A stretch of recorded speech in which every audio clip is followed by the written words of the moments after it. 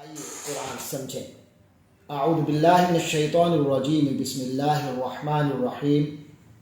وَإِذْ أَخَذْنَا مِيثَاقَ بَنِي إِسْرَائِيلَ لَا تَعْبُدُونَ إِلَّا اللَّهَ وَبِالْوَالِدَيْنِ إِحْسَانًا وَذِي الْقُرْبَى وَالْيَتَامَى وَالْمَسَاكِينِ وَقُولُوا لِلنَّاسِ حُسْنًا وَأَقِيمُوا الصَّلَاةَ وَآتُوا الزَّكَاةَ ثُمَّ تَوَلَّيْتُمْ إِلَّا قَلِيلًا مِّنكُمْ وَأَنْتُمْ مُعْرِضُونَ۔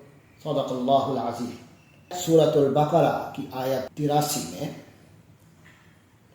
جو الفاظ آئے ہیں وَإِذْ أَخَذْنَا، اور جب ہم نے پکڑا، لیا، میثاق مضبوط وعدہ، پختہ عہد، بنی اسرائیل، بنو اسرائیل، یہ الفاظ پہلے گزر چکے۔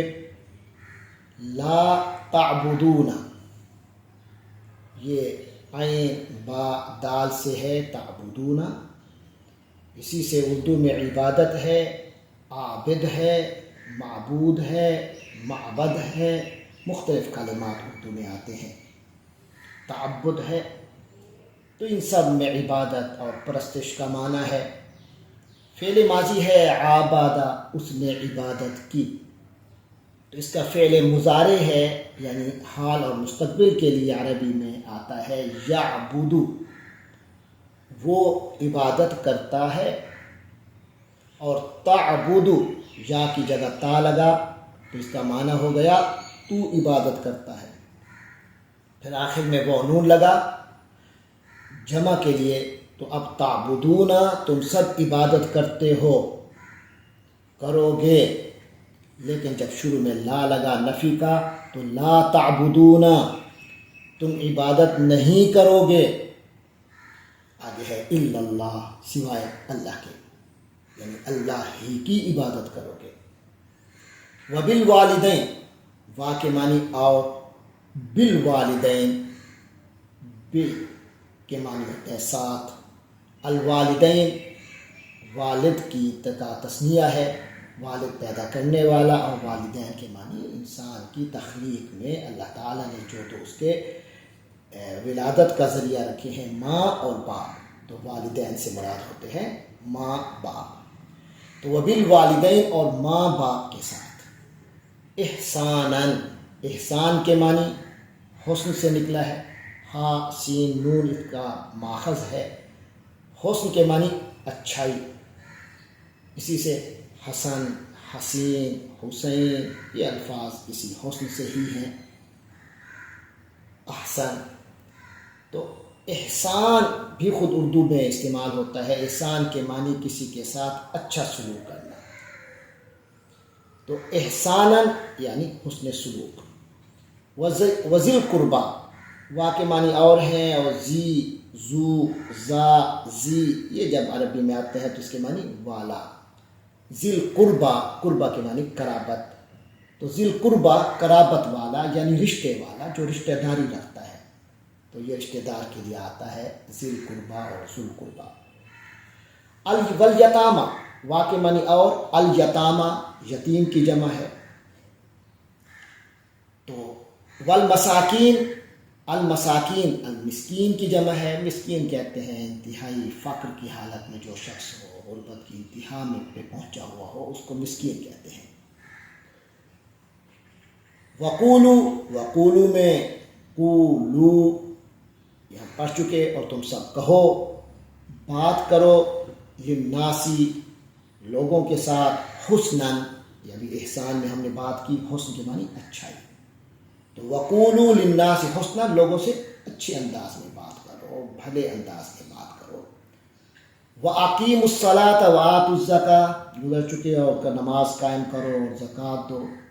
ثم، یہ لفظ بھی گزر چکا۔ پھر تولیتم بھی گزر چکا، تولا اس نے منہ پھیر لیا، تولیتم تم سب نے منہ پھیر لیا، الا مگر، قلیلاً کچھ، منکم تم میں سے، وانتم اور تم لوگ، معرضون، یہ لفظ آیا ہے، لیکن ہماری اردو سمجھنے والوں کے لیے مشکل نہیں۔ اعراض کا لفظ ہم پڑھتے اور سنتے رہتے ہیں۔ اعراض کرنا یعنی منہ موڑ لینا، کسی چیز کو نظر انداز کر دینا، تو فعل ماضی عربی میں آتا ہے اعرض، اس نے منہ پھیر لیا، اس نے نظر انداز کر دیا۔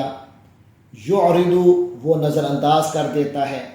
ایسی شخصیت جس کی شخصیت یہ بن جائے کہ وہ نظر انداز کرنے والا ہو ہر چیز کو، اسے کہتے ہیں معرض، اور اس کی جمع ہو گئی معرضون، نظر انداز کر دینے والے، روگردانی کرنے والے۔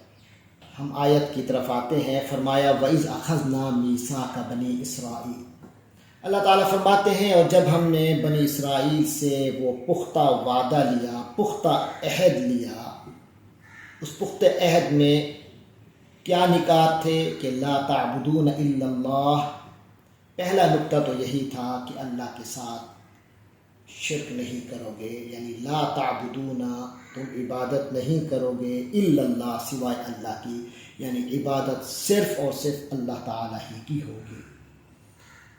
دوسری شرط یہ تھی وبالوالدین احسانا، کہ تمہارا اللہ کی توحید کے بعد جو سب سے اہم فریضہ ہے وہ لوگوں کے ساتھ تمہارا حقوق العباد کا جو معاملہ ہے، اس میں بھی سب سے زیادہ اہم اور اہم ترین چیز جو ہے وہ والدین کے ساتھ حسن سلوک ہے، اور یہ حسن سلوک کے سب سے زیادہ مستحق والدین ہیں، اور والدین کے بعد وذی القربیٰ، رشتہ دار ہیں، والیتامیٰ، اور معاشرے کا پسا ہوا طبقہ اور محروم طبقہ ہے۔